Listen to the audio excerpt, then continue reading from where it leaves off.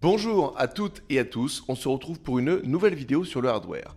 Aujourd'hui, on va parler de tout ce qui est génial et que vous ne pourrez pas acheter, à savoir plein de choses, y compris de la 3060 Ti. La vidéo en soi va être assez courte, la 3060 Ti est une excellente carte graphique.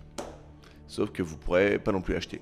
J'ai l'impression de radoter, il y a que moi ou ça se passe comment? Vous vous rappelez ce que je vous avais dit avec la 3070? Eh ben la 3060 Ti, elle est sortie aujourd'hui et on peut pas l'acheter. Le prix conseillé de cette carte graphique est à 400 $. En France, ça nous amène donc une Founders Edition à 419 €. Pour 419 €, vous avez donc une carte graphique capable de concurrencer une 2080 Super. Il y a encore 6 mois, ça coûtait 800 balles. C'est une carte graphique excellente pour le 1080p à très haute fréquence. Donc pour du 144 Hz, autant vous dire que vous allez garder pendant un paquet d'années. Pour ceux qui veulent même monter plus haut en framerate avec un processeur adapté, aucun problème. Pour ceux qui veulent faire du 2K 60, aucun problème non plus. Pour vous donner un petit peu une idée, à quoi ça correspond une 3060 Ti? Alors oui, vous m'avez dit une 2080 Super, mais ce n'est ni plus ni moins, c'est un mais positif, que les cartes graphiques qu'il y a dans les consoles actuelles.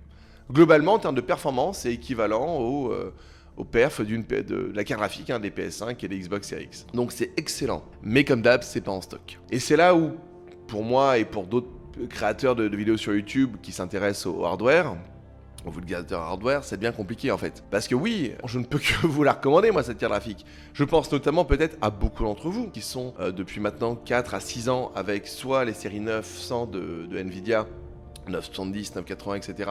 qui étaient des magnifiques cartes graphiques qui commencent un peu à vieillir, ou même la série 1000 qui ont des 1066 Go, qui est la graphique la plus répandue parmi nous gamers, ou des 1070. Bon, 1080, ça commence à être moins pertinent, je vous le dis clairement, d'évoluer, surtout si vous êtes en 1080p, vers une 3060 Ti. Par contre, c'est vrai que donc pour quand même pas mal de milliers, centaines de milliers de personnes, peut-être même millions, cette 3060 Ti est enfin, une carte graphique de milieu de gamme.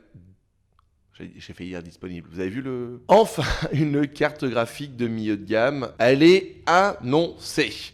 Elle est pas là, vous pouvez pas la voir, mais elle est belle. Oh, elle est très très belle. C'est mine de rien une bonne nouvelle. Dans le sens où on nous a bassiné avec des cartes graphiques à 800, 900 balles depuis quelques mois. Ça, c'est une carte graphique qui est vraiment dans ce que j'appellerais le haut du milieu de gamme, ou le bas du haut de gamme, à vous de voir. En gros, pour essayer de faire un petit peu imaginer le bordel, une carte graphique représente 30% de la somme totale de votre PC. Un PC milieu de gamme à 1200 €, c'est un bon PC, c'est un PC milieu de gamme, mais milieu de gamme, il n'y a rien de péjoratif là-dedans, c'est juste milieu de gamme. Et résultat, la carte graphique peut aller de 320, 350 jusqu'à peut-être 450 €, avec par exemple des processeurs style Ryzen 5 ou la Gen 10 d'Intel, des Mi 4 ou des Mi 6K s'ils sont pas trop chers. Là où je veux en venir, c'est que c'est une vraie carte graphique milieu de gamme, c'est une excellente carte graphique. Si vous la trouvez à un prix normal, prenez-la. Ne vous faites pas avoir évidemment par tous les enfoirés, des spéculateurs qui vont la prendre et la fournir à 2 fois plus cher sur eBay. Ne comprendrez pas jamais une personne qui achèterait là-bas, mais techniquement, s'il y a une offre, c'est qu'il doit y avoir une demande, aussi triste que ce soit. Globalement, par contre, il faut bien réaliser que, ok, cette carte graphique a été annoncée donc à 419 € chez nous en Founders Edition. Ça reste une carte graphique qui a les performances d'une 2080 Super. Une carte graphique qui coûtait 800 balles il y a quelques mois. Résultat, pour moi, si vous la trouvez, je parle pas des eBay ou autres, mais les versions custom qui vont sortir à 500 jusqu'à 500, 550 €. Alors on sort effectivement par contre clairement du milieu de gamme, ça je suis bien d'accord avec vous, mais vous avez quand même les perfs. C'est-à-dire que moi je pense à quelqu'un qui en a les moyens de mettre 500 balles dans une CG, qui est toujours avec une 970 ou une 980, qui était une excellente carte graphique il y a quelques années, et là qui a envie de se faire un peu plaisir. Vous trouvez une custom Asus Gigabyte, peu importe, MSI, à 500, 500 balles, un peu plus de 500 balles, foncez. C'est une carte graphique, tant que vous restez en 1080p ou même en 2K 60, en 1440p 60, elle vous tiendra des années, je vous dis, c'est l'équivalent des consoles actuelles. C'est une situation très particulière pour vous comme pour nous.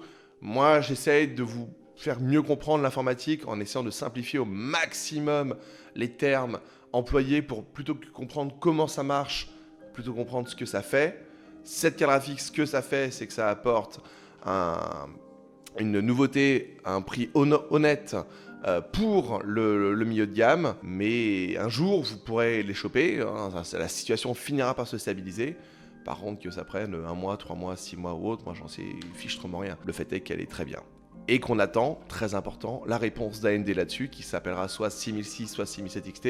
Au vu de la gamme de prix, ce sera plutôt la 6700 XT qui est généralement aux alentours des 400-500 € chez AMD et qui sera sûrement excellente également. C'est pour ça que dans tous les cas, comme aujourd'hui vous ne pouvez pas la prendre, attendez la réponse d'AMD et vous aurez le choix entre deux solides cartes graphiques, donc sur du haut de milieu de gamme. Merci de m'avoir écouté pour cette nouvelle vidéo et à très bientôt pour une prochaine.